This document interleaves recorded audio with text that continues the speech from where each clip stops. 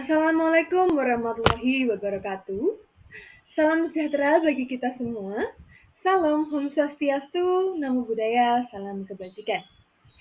Kami dari kelompok 6 akan mempresentasikan terkait materi sistem pendukung pengambilan keputusan atau yang biasa disebut dengan Decision Support System, singkatannya adalah DSS.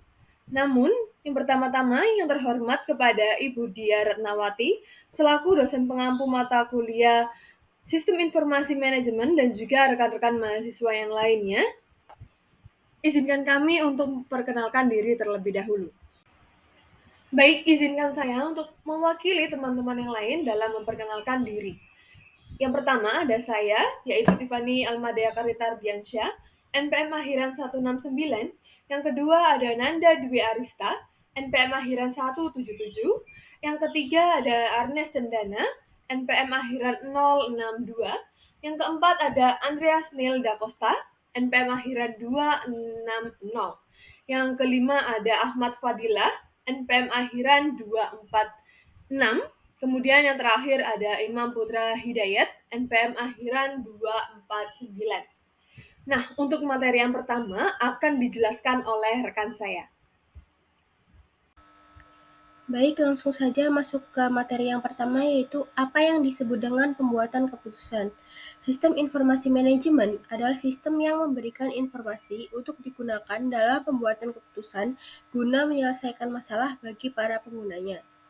Dalam pembuatan keputusan, terdapat beberapa hal yang berbeda di antaranya proses pembuatan keputusan dan pemecahan masalah, berbeda memberikan daftar langkah pemecahan masalah, memberikan dua kerangka berpikir yang berguna dalam pemecahan masalah, dan memberikan pendekatan sistem sebagai dasar untuk memecahkan berbagai jenis masalah. Yang selanjutnya ada pemecahan masalah dan pembuatan keputusan. Pemecahan masalah atau problem solving terdiri atas respons terhadap hal yang berjalan dengan baik serta terhadap hal yang berjalan dengan buruk dengan cara mendefinisikan masalah atau problem sebagai kondisi atau peristiwa yang berbahaya atau dapat membahayakan perusahaan atau yang bermanfaat atau dapat memberi manfaat. Telah dijelaskan bahwa dalam proses penyelesaian masalah, manajer terlibat dalam pembuatan keputusan atau decision making, yaitu tindakan memilih di antara berbagai alternatif solusi pemecahan masalah.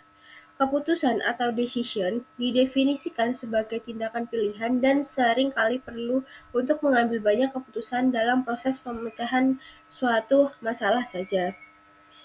Yang selanjutnya ada kerangka pikiran pemecahan masalah. Terdapat dua kerangka berpikir yang berguna dalam pemecahan masalah. Yang pertama yaitu model sistem umum perusahaan dan yang kedua ada model 8 elemen lingkungan.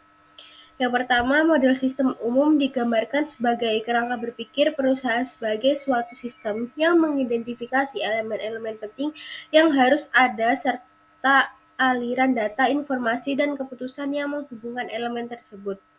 Sedangkan yang kedua, model lingkungan diilustrasikan sebagai penggunaannya direkomendasikan untuk memahami lingkungan perusahaan dan interaksi antara perusahaan dan masing-masing elemen dalam bentuk aliran sumber daya.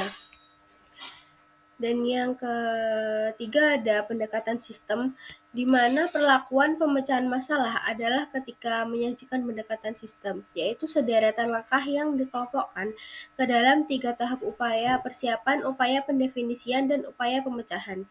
Pendekatan dan model sistem umum disarankan untuk digunakan dalam memandang perusahaan sebagai suatu sistem, dan model lingkungan digunakan untuk mengenali sistem lingkungan. Elemen-elemen sistem juga disarankan untuk dianalisis dengan urutan tertentu. Kemudian ada fase pemecahan masalah, di mana proses pemecahan masalah dengan menggambarkan 4 tahapan dari Herbert Simon. Menurut Simon, orang yang memecahkan masalah terlibat dalam yang pertama ada aktivitas intelijen, yaitu mencari di sekitar lingkungan kondisi yang harus dipecahkan. Yang kedua ada aktivitas perancangan, di mana menemukan, mengembangkan, menganalisis tindakan-tindakan yang mungkin dilakukan. Yang ketiga ada aktivitas pemilihan, yaitu memilih tindakan tertentu dari beberapa yang tersedia. Dan yang terakhir ada aktivitas pengkajian, di mana atas pengkajian ini memeriksa pilihan-pilihan yang melampau atau yang lalu. Lalu ada pentingnya cara pandang sistem, di mana dalam menggunakan model sistem umum dan model lingkungan sebagai dasar pemecahan masalah, dapat mengambil cara pandang sistem atau system view yang memandang operasional usaha sebagai sistem yang menjadi bagian dari lingkungan yang lebih luas. Hal ini merupakan cara pemikiran yang abstrak, namun memiliki nilai yang potensial untuk manajer. Nah, berikut merupakan beberapa cara pandang secara sistem yang dapat memengaruhi beberapa hal berikut. Yang pertama ada mencegah manajer agar tidak bingung karena kompleksitas struktur organisasi dan detail pekerjaan. Kedua, menekankan pentingnya memiliki tujuan yang baik. Yang ketiga, menekankan pentingnya semua bagian organisasi untuk bekerja sama. Yang keempat, mengangkat hubungan antara organisasi dengan lingkungannya. Dan yang kelima, menempatkan nilai tinggi pada informasi yang didapat dari input yang hanya dapat dicapai melalui sistem perputaran tertutup.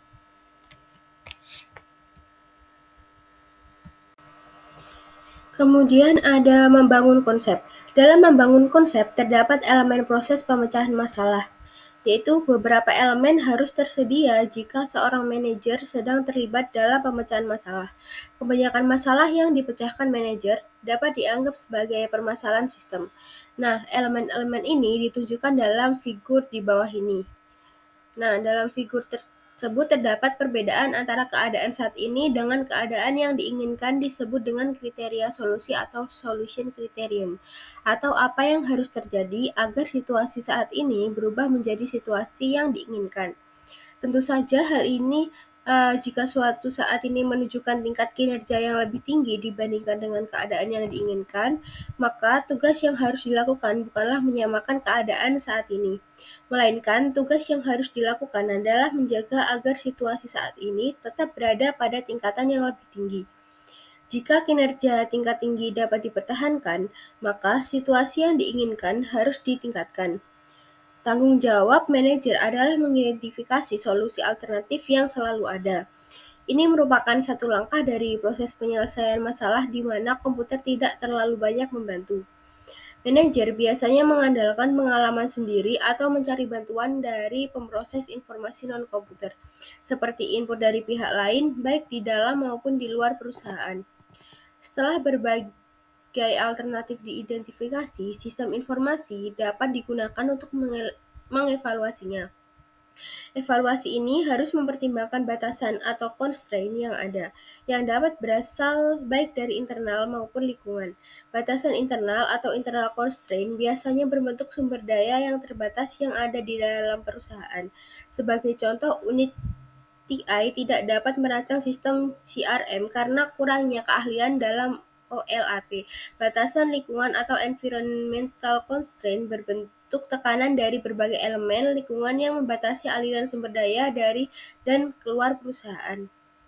Materi selanjutnya akan dijelaskan oleh teman saya.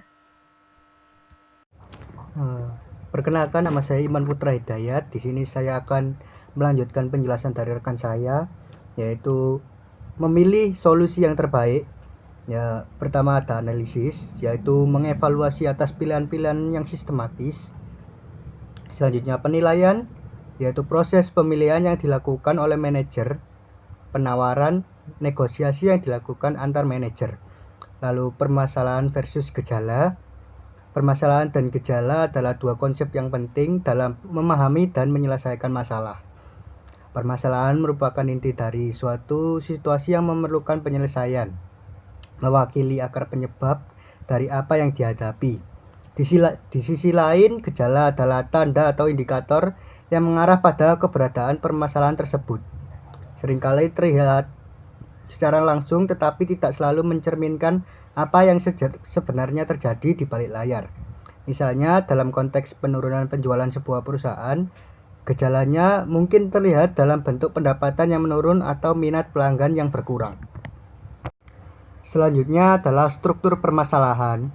Struktur permasalahan mengacu pada cara suatu masalah disusun atau dianalisis dalam suatu kerangka kerja tertentu agar dapat dipahami dengan lebih baik. Ini melibatkan identifikasi elemen-elemen kunci dari masalah tersebut, hubungan antara elemen-elemen tersebut, dan faktor-faktor yang mempengaruhi masalah tersebut. Dalam struktur permasalahan, penting untuk mengidentifikasi akar penyebab masalah, dampaknya, serta solusi yang mungkin. Lalu selanjutnya adalah jenis keputusan. Jenis keputusan mencakup berbagai kategori keputusan yang dibuat dalam berbagai konteks dan tingkat kompleksitas. Secara umum, keputusan dapat dibagi menjadi beberapa jenis berdasarkan beberapa kriteria seperti tingkat kepentingan, dampak, struktur, dan waktu yang diperlukan untuk membuat keputusan tersebut. Contoh jenis keputusan termasuk keputusan operasional, keputusan taktis, dan keputusan strategis. Keputusan operasional adalah keputusan sehari-hari yang berkaitan dengan rutinitas dalam proses operasional suatu organisasi. Sedangkan keputusan taktis berkaitan dengan rencana jangka menengah untuk mencapai tujuan tertentu. Di sisi lain, keputusan strategis adalah keputusan yang diambil oleh pimpinan organisasi untuk menetapkan visi, misi, dan arah strategis jangka panjang organisasi.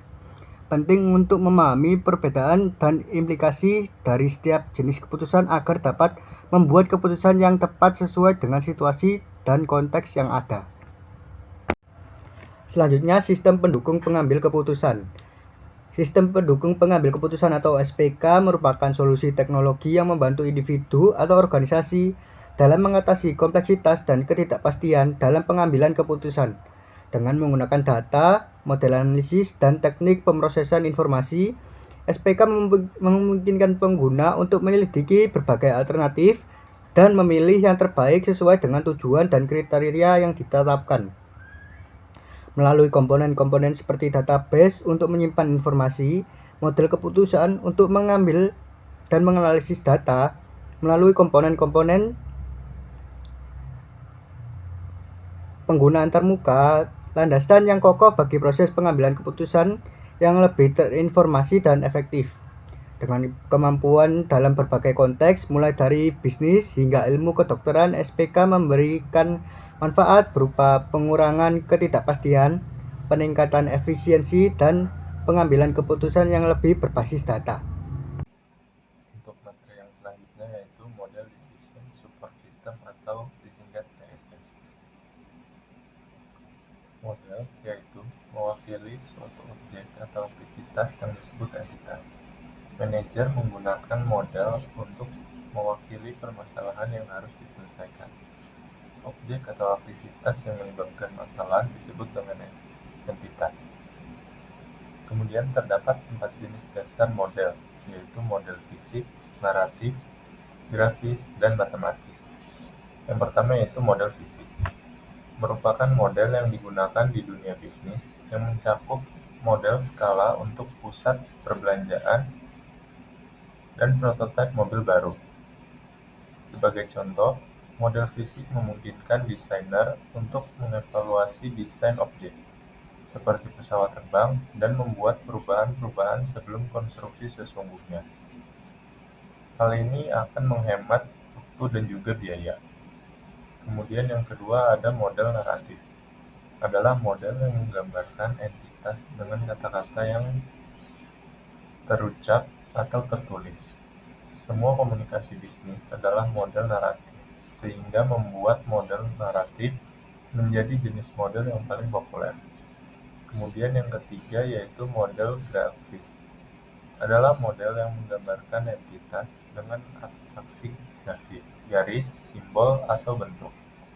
Model grafis menggambarkan salah satu konsep yang paling populer di dalam bisnis, yaitu jumlah pemesanan ekonomis, yaitu jumlah optimum penambahan stok yang harus dipesan dari pemasok. Model matematis yaitu sistem rumus atau pemesanan matematika. Kebanyakan model matematika yang digunakan manajer bisnis sama kompleksnya dengan yang digunakan untuk menghitung jumlah pemesanan ekonomis atau Economic Order Quantity yang disingkat EOQ. Untuk materi yang selanjutnya yaitu model decision support system atau disingkat DSS. Model yaitu mewakili suatu objek atau aktivitas yang disebut entitas. Manajer menggunakan model untuk mewakili permasalahan yang harus diselesaikan. Objek atau aktivitas yang menyebabkan masalah disebut dengan entitas. Kemudian terdapat 4 jenis dasar model, yaitu model fisik, naratif, grafis, dan matematis. Yang pertama yaitu model fisik. Merupakan model yang digunakan di dunia bisnis yang mencakup model skala untuk pusat perbelanjaan dan prototipe mobil baru. Sebagai contoh, model fisik memungkinkan desainer untuk mengevaluasi desain objek, seperti pesawat terbang, dan membuat perubahan-perubahan sebelum konstruksi sesungguhnya. Hal ini akan menghemat waktu dan juga biaya. Kemudian yang kedua ada model naratif. Adalah model yang menggambarkan entitas dengan kata-kata yang terucap atau tertulis.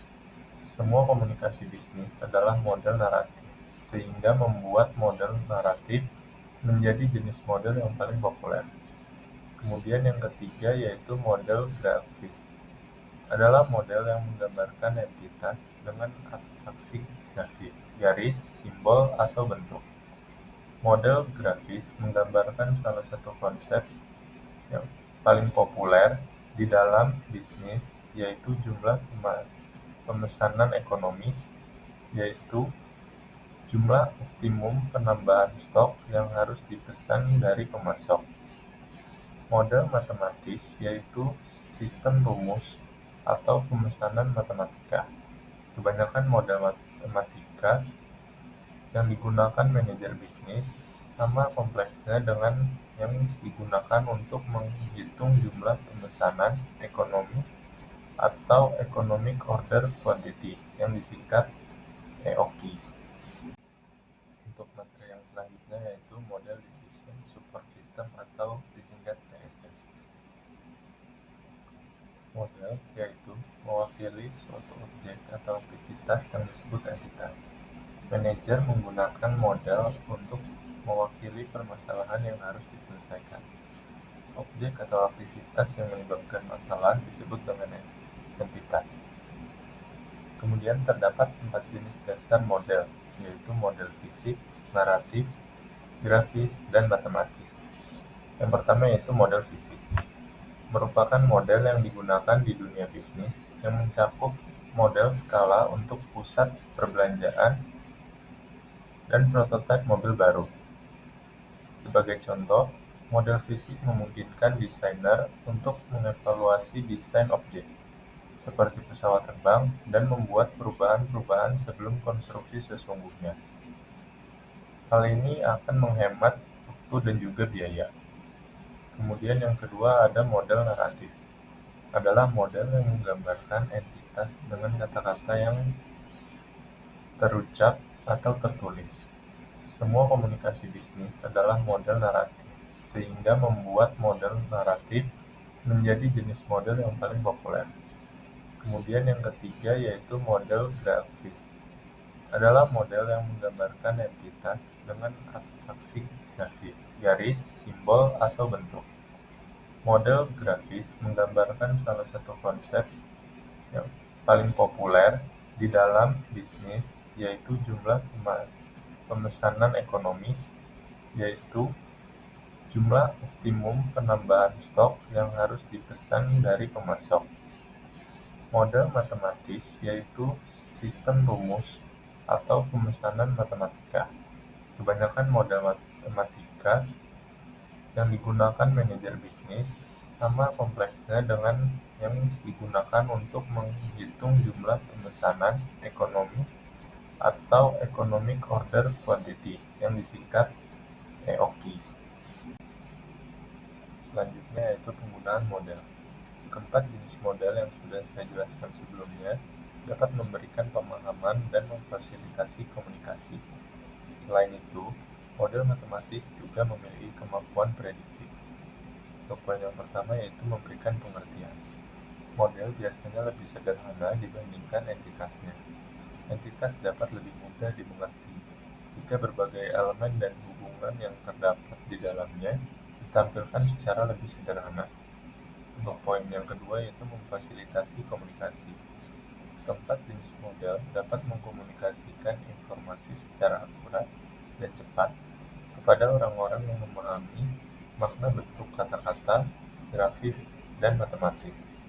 Untuk poin yang ketiga yaitu memprediksi masa depan.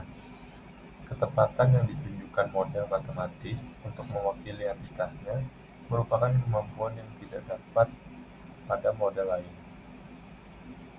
Model matematis dapat memprediksi apa yang akan terjadi di masa depan, namun tidak 100% akurat, karena asumsi biasanya harus dibuat berdasarkan banyaknya data yang dimasukkan ke dalam model tersebut.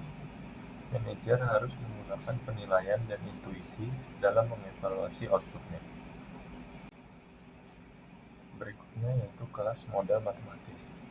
Model matematis dapat diklasifikasikan ke dalam 3 dimensi, yaitu pengaruh waktu, tingkat keyakinan, dan kemampuan untuk mencapai optimisasi.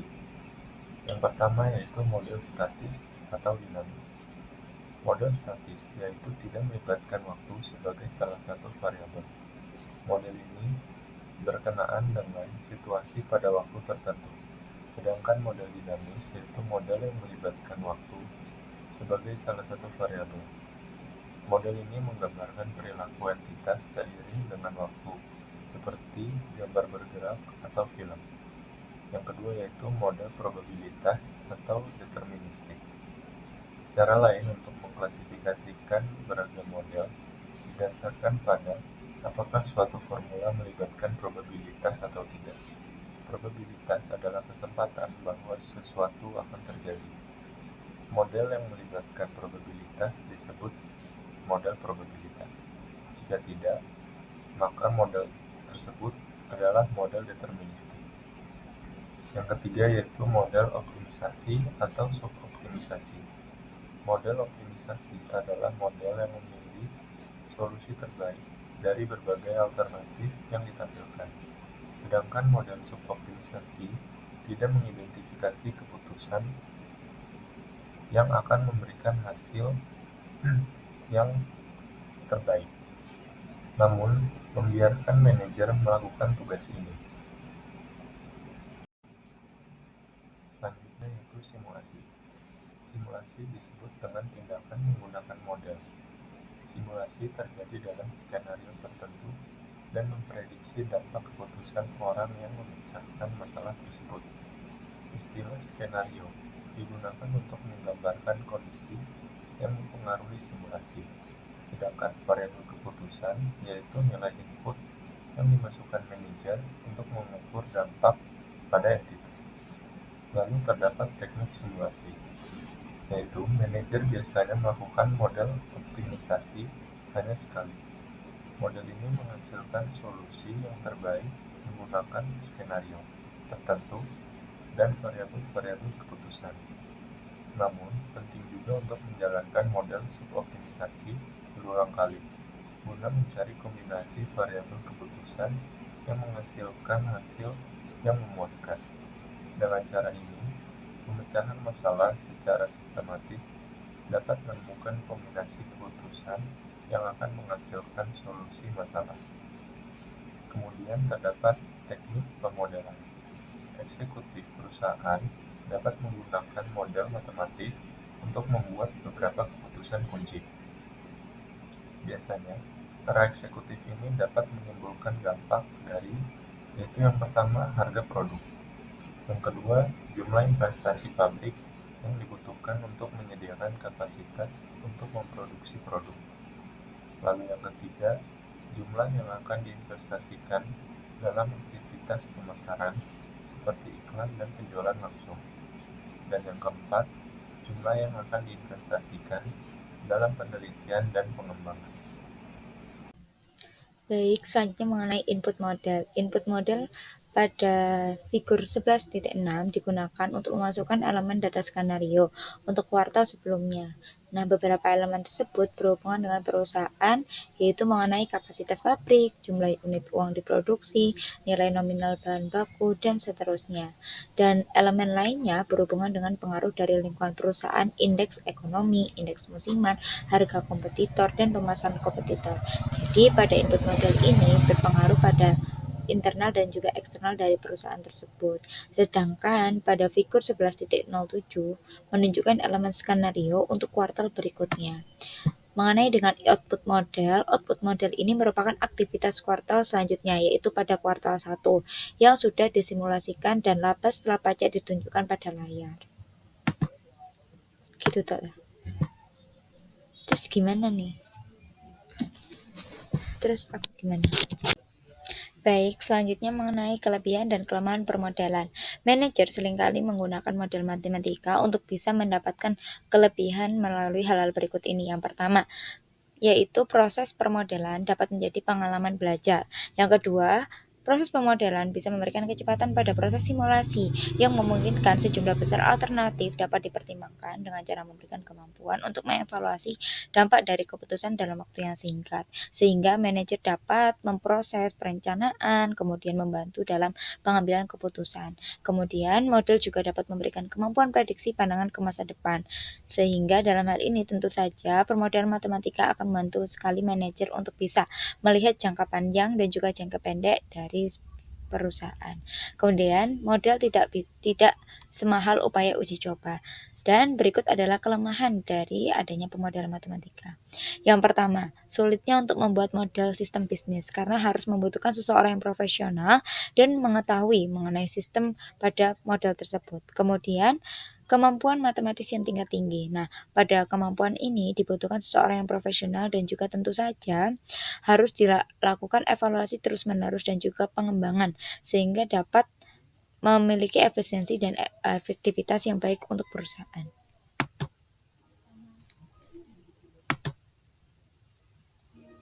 Kenapa? Gak bisa di-save. Ngelag tuh. Sabar. Terus gimana dong?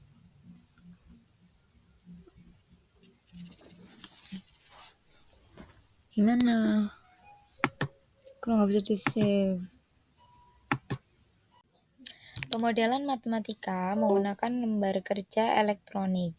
Nah, teknologi yang memungkinkan para pemecah persoalan untuk menyusun model matematika dan tidak sekedarnya mengandalkan spesialis informasi atau ilmuwan manajemen dalam lembar kerja elektronik. Model matematika sebelumnya ada pada bahasa pemrograman teknis seperti Fortran atau FPL yang berada di luar kompetensi para pemecah masalah yang tidak memiliki latar belakang komputer. Nah, kemudian mengenai kapabilitas pemodelan statis. Nah, model ini adalah model yang sederhana, hanya membutuhkan pengurangan pengeluaran yang sebenarnya dari pengeluaran yang dianggarkan sehingga menghasilkan varian atau perbedaan atau selisih antara yang dianggarkan dengan budget yang sebenarnya. Model ini melaporkan status anggaran operasional pada suatu waktu yaitu minggu yang berakhir tanggal 25 Juni. Sedangkan kapabilitas pemodelan dinamis, model ini merupakan model yang sederhana dengan perhitungan kas dihitung di akhir dengan menambahkan kas di awal dan kas masuk lalu mengurangi kas keluar. Nah, model seperti ini model aliran kas secara khusus yang disukai oleh manajer keuangan. Karena model ini melaporkan bagaimana kas itu mengalir masuk dan keluar selama 6 bulan. Baik, berikutnya kita akan membahas mengenai kecerdasan buatan atau artificial intelligence yang biasa disebut dengan AI. Jadi, kecerdasan buatan ini adalah aktivitas penyediaan mesin seperti komputer dengan kemampuan untuk menampilkan perilaku yang akan dianggap sama cerdasnya dengan jika kemampuan tersebut ditampilkan oleh manusia. AI sendiri merupakan aplikasi komputer yang paling canggih dikarenakan aplikasi ini berusaha untuk mencontoh cara pemikiran dari manusia itu sendiri. Berikutnya ialah wilayah dari AI. Jadi AI diterapkan di dunia bisnis dalam bentuk setidaknya ada 4. Yang pertama ada sistem pakar, kemudian jaringan saraf tiruan, kemudian algoritma genetik, dan agen cerdas. Yang pertama adalah sistem pakar. Yang dimana sistem pakar ini merupakan program komputer yang berusaha untuk mewakili pengetahuan keahlian manusia dalam bentuk-bentuk heuristik, yang mana heuristik ini diambil dalam bahasa Yunani kuno yang berarti menentukan, yang dimana bisa diartikan bahwasannya bisa menebak dengan baik. Kemudian yang kedua adalah jaringan saraf tiruan, yang dimana maksudnya adalah meniru fisiologi otak manusia. Jaringan ini mampu menemukan dan membedakan pola sehingga membuatnya amat berguna dalam bisnis di wilayah pengenalan suara dan pengenalan karakter optis. Kemudian yang ketiga adalah algoritma genetik, yang mana maksudnya ialah menerapkan proses yang terkuat yang selamat untuk memungkinkan para pemecah masalah agar menghasilkan solusi masalah yang semakin baik, sehingga contoh, bankir investasi dapat menggunakannya untuk memilih portofolio investasi yang terbaik bagi kliennya. Kemudian yang keempat adalah agen cerdas, yang mana maksudnya ialah digunakan untuk melakukan tugas yang berkaitan dengan komputer yang berulang-ulang. Salah satu contoh adalah penggalian data, di mana penemuan pengetahuan memungkinkan sistem gudang data untuk mengidentifikasi hubungan data yang sebelumnya tidak dikenal. Kemudian berikutnya ialah konfigurasi sistem pakar. Jadi di sini sama terbagi menjadi 4. Yang pertama adalah antarmuka pengguna, memungkinkan manajer untuk memasukkan instruksi dan informasi ke dalam sistem pakar dan menerima informasi dari sistem tersebut. Instruksi ini menentukan parameter yang mengarahkan sistem pakar ke dalam proses pemikirannya. Kemudian yang kedua adalah basis pengetahuan, yang dimana berisikan fakta yang menggambarkan masalah serta teknik penggambaran pengetahuan yang menjelaskan bagaimana fakta bersentuhan secara logis. Kemudian yang ketiga adalah mesin inferensi, yang mana mesin inferensi ini merupakan bagian dari sistem pakar yang melakukan pemikiran dengan cara menggunakan isi basis pengetahuan dalam urutan tertentu. Selama konsultasi, mesin inferensi ini memeriksa aturan-aturan basis pengetahuan satu demi satu. Dan jika persyaratan satu aturan benar, maka suatu tindakan akan dilaksanakan dalam terminologi sistem pakar. Aturan diberhentikan jika tindakan diambil. Kemudian yang keempat adalah basis pengetahuan. Basis pengetahuan yang di mana digunakan untuk membuat sistem pakar. Kerangka sistem pakar adalah prosesor siap pakai dan dapat disesuaikan untuk masalah tertentu dengan cara menambahkan basis pengetahuan yang sesuai.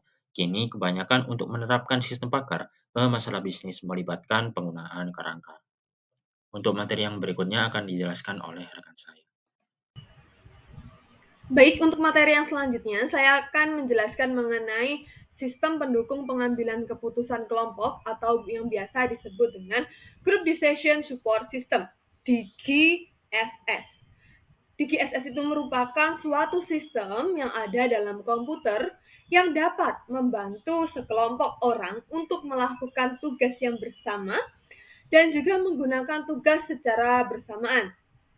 Bagaimana cara DGSS untuk membantu memecahkan masalah?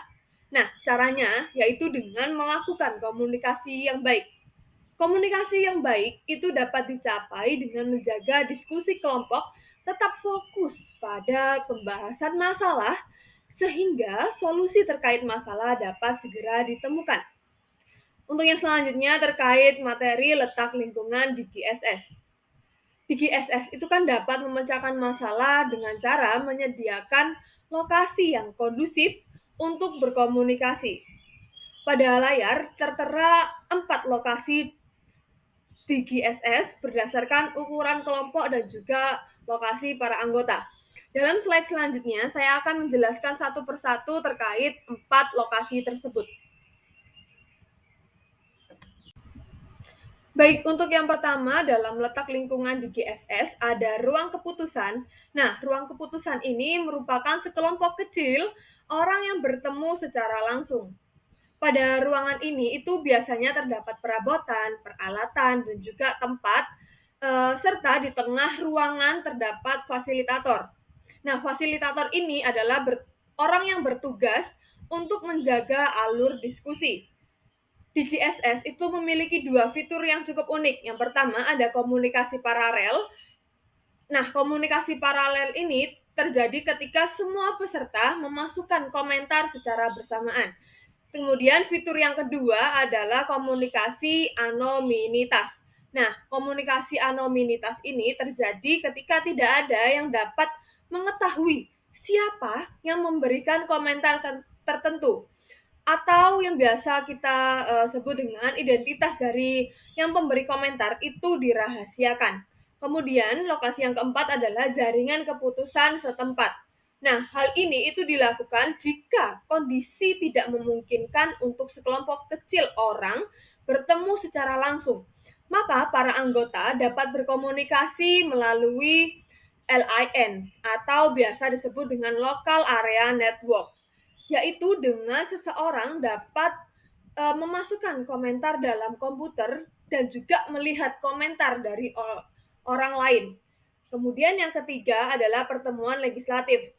Nah, hal ini dilakukan saat ada yang terlalu besar kelompok dalam suatu ruang keputusan, maka tentu dibutuhkan pertemuan legislatif.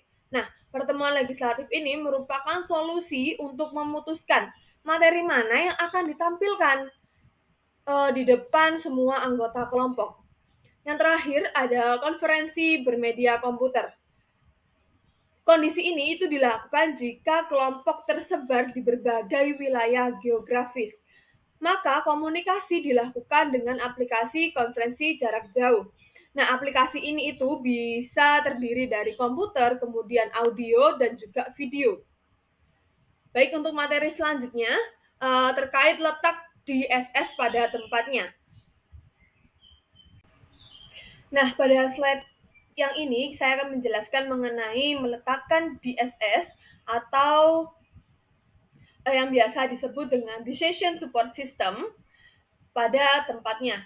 Nah, ketika sebuah cerdasan buatan ditambahkan pada DSS, maka tingkat dukungan keputusan akan jauh lebih bisa menyelesaikan masalah. Hal ini itu bisa dibuktikan ketika seorang manajer menggunakan DSS, maka ia hanya perlu duduk di depan komputer dan berusaha menyelesaikan masalah dengan menggunakan tampilan informasi. Namun, jika seorang manajer menggunakan sistem pakar, maka ia akan duduk di depan komputer bersama konsultan. Nah, konsultan inilah yang nantinya akan memberikan saran terkait solusi dari permasalahan yang sedang dihadapi. Sekian presentasi dari kelompok 6. Apabila terdapat pertanyaan, bisa ditulis di kolom komentar ataupun di kolom chat grup WhatsApp. Kami dari kelompok 6 izin undur diri. Wassalamualaikum warahmatullahi wabarakatuh.